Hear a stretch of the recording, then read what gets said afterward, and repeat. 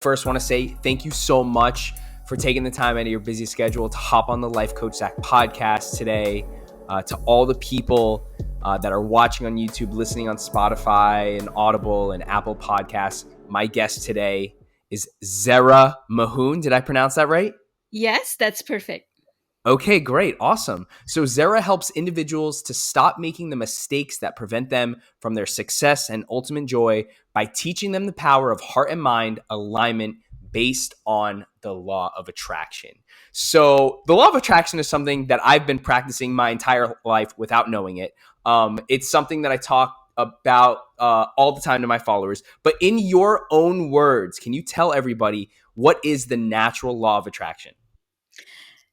It is the natural law of attraction is that we always return to love. Basically, that's it. That love is our core, love is our anchor, and it's okay to drift away, but always come back to love. Okay. I like that Love. definition. I haven't heard Yeah. that before.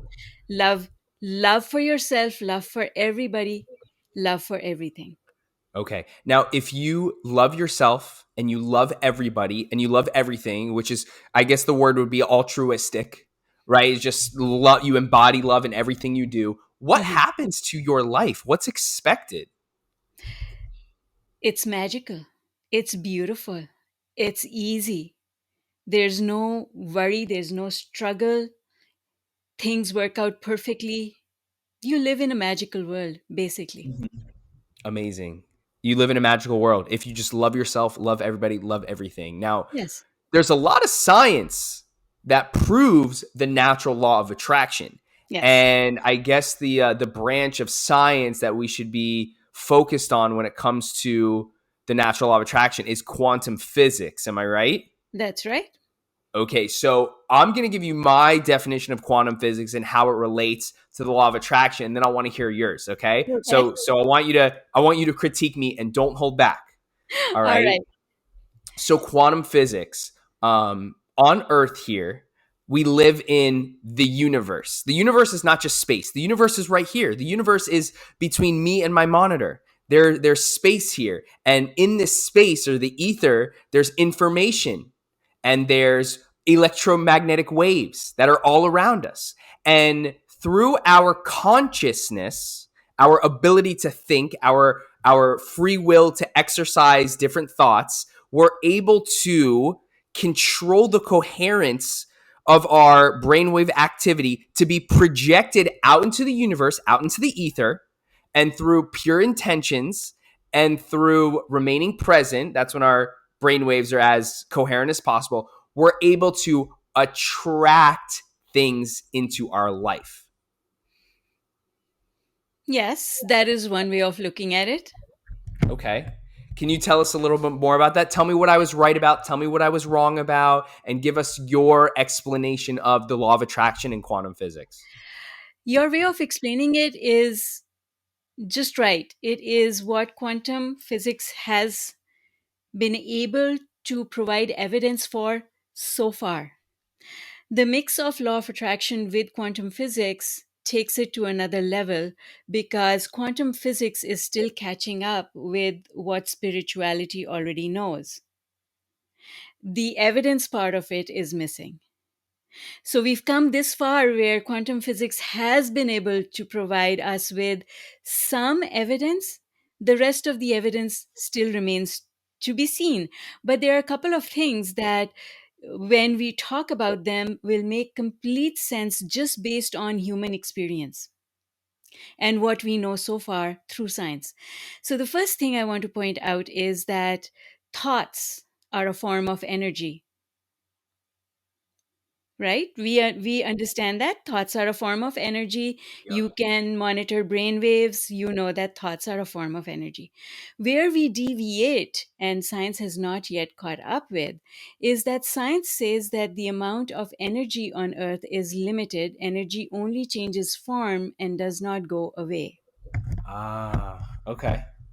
Okay, so that goes back to E is equal to mc squared. We're talking Einstein. And he actually did not believe in quantum physics. But the fact is that energy is not finite and matter is not finite, and we are creating things, objects with thought energy that we generate through our thinking process. Right. Can you give us a real world example of how we can create energy with our thoughts and how that would manifest something in the real world? Well, thought is energy. Thought is a form of energy. If you keep thinking about something, you are giving it more energy. That energy is being converted into matter. Once that process is complete, it manifests. So it's like a 3D printer, literally, that the cartridges are filled with your thought energy. So if I keep focusing on this object, for example, I am 3D printing this object into reality with my thought. But every time I look at the absence of it, so instead of looking at the creation of this object, I say it should be here, but it's not here. Where is it? It's not here. So now I'm looking at an empty void.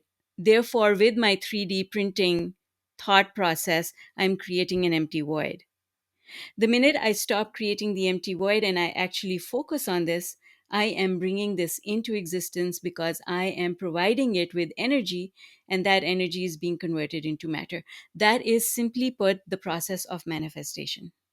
Mm, okay. So, in order to be very sharp and be very good at manifestation, whether you want to manifest $1 million or you want to manifest a new love, a new relationship, if you want to manifest a car, you want to manifest good health, Mhm. what are the steps? What's the recipe for that? Look at the presence of it rather than the absence of it. The process is really easy. When you think about something, you are creating it. Do you want to create the presence of it or the absence of it? That's it.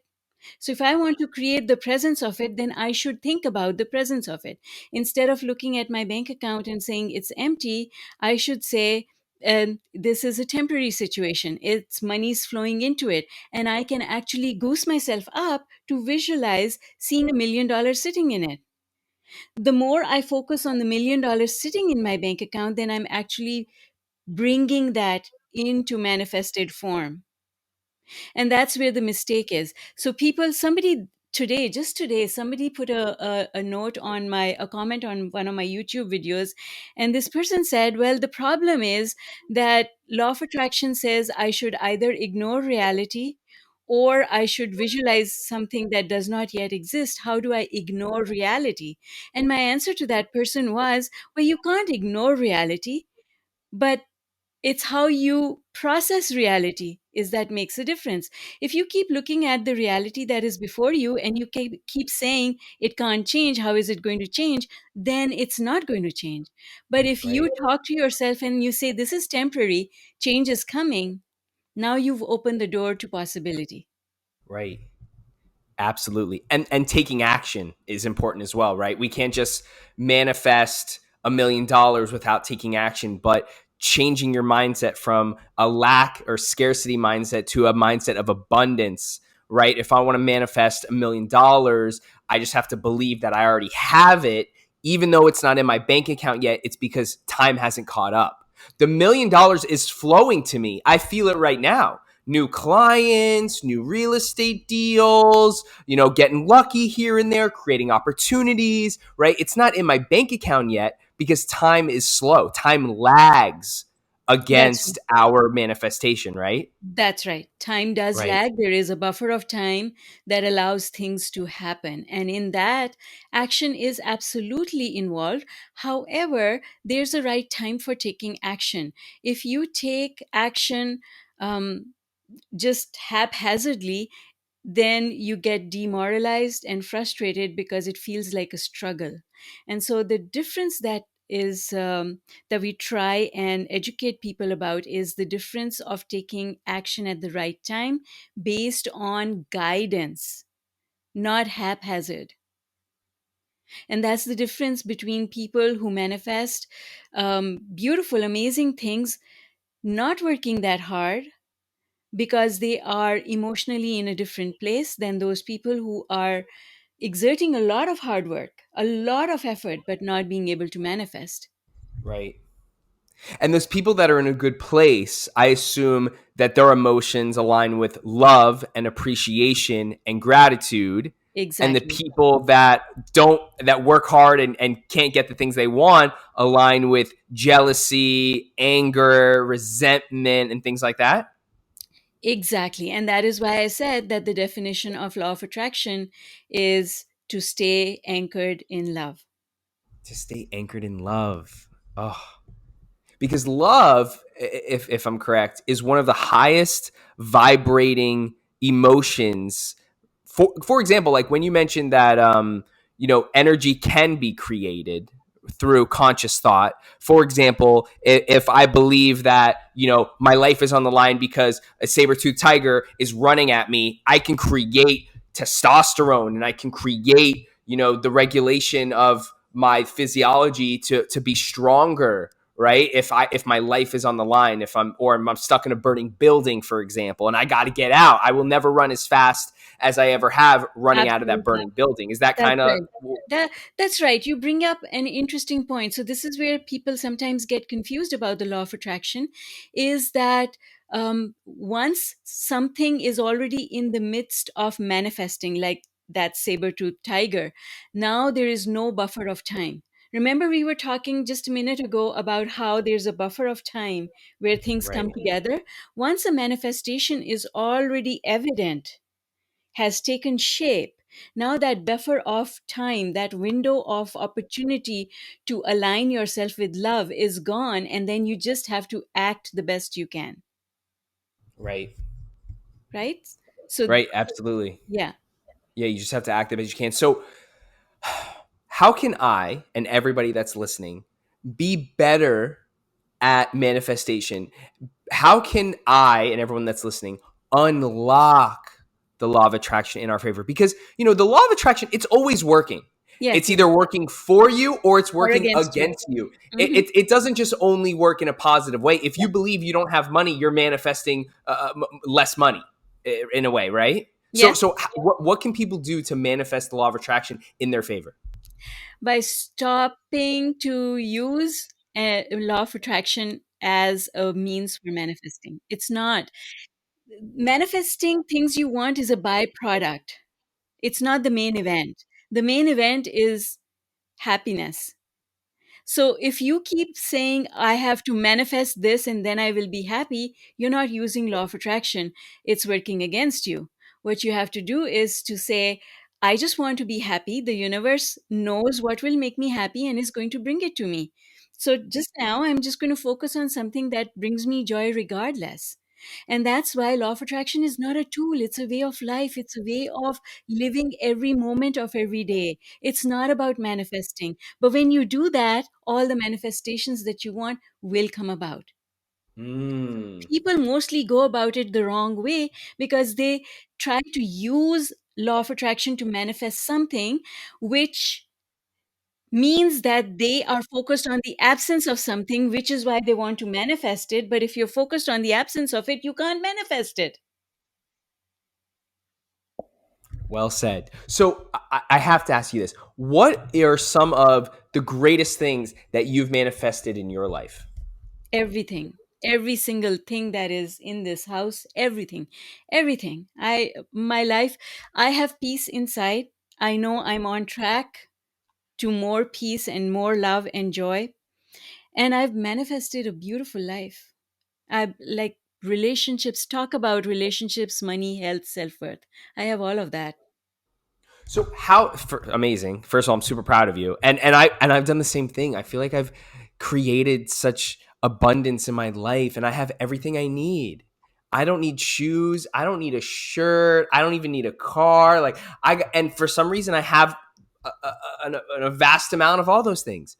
So how important how important is meditation as a daily practice in connecting to the law of attraction? It's important. It has its place, absolutely, but it's not the only thing. It is one of two things that help us to stay grounded in that place of love. So, when it comes to law of attraction, there are two strategies that we can use in order to come back and be anchored in a place of love. One is thinking, and the other one is absence of thinking. Appreciation is thinking your way to a place of love. Meditation is cutting out the thinking so that you can get to a place of love. So there are Mm. two things. And by and large, the more important one is thinking, because thinking is something that we can do in every waking moment. In fact, you can never turn your brain off, it's always running. So it's more important to learn how to think properly than it is to sit in meditation, because meditation is not something you can sit and do all day, every day. I like that perspective. I like that a lot. And meditation allows us to be more aware of our thoughts because, we can't change our Yes. thoughts and we can't be in control of our thoughts if we're not even aware of the thoughts that we're currently having. So I Yes. think that meditation is important in that way, that it allows us to cultivate more awareness around the thought patterns we're having each and every single day. Absolutely. And the reason for that is that in order to get into meditation, you first have to become mindful.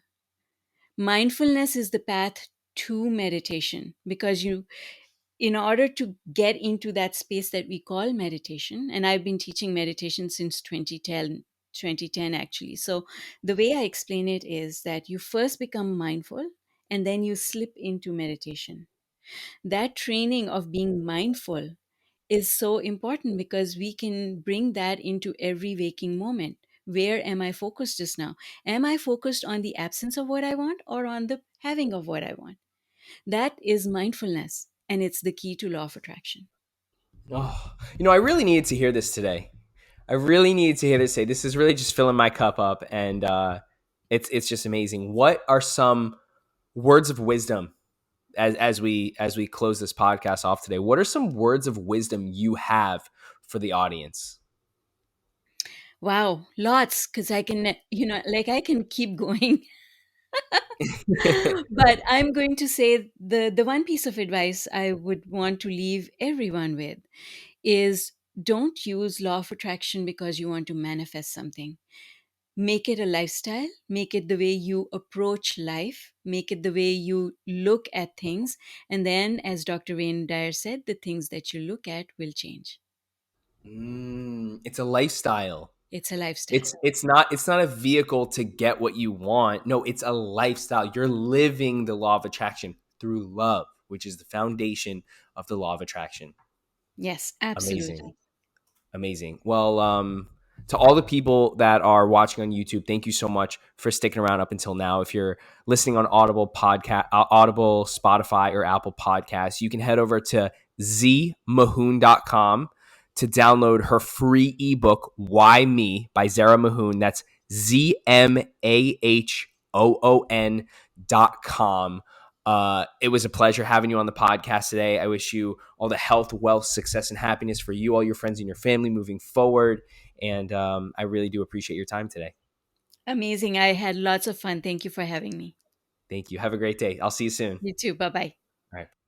What's up, guys? I want to thank you so much for listening to the podcast. We have hundreds of weekly listeners, and I wanted to make sure that everyone listening is hyper aware of how I can serve them best. So if you're interested in hiring me as your life coach or hiring me as your nutritionist, or maybe you just want to get some free advice, head over to lifecoachzach.com, book a free 30-minute consultation, serious inquiries only, and I would love to ask you serious, open-ended, powerful questions that are going to help you pivot your life in a better direction. Let's co-create an action plan and really step in to the greatest version of ourselves.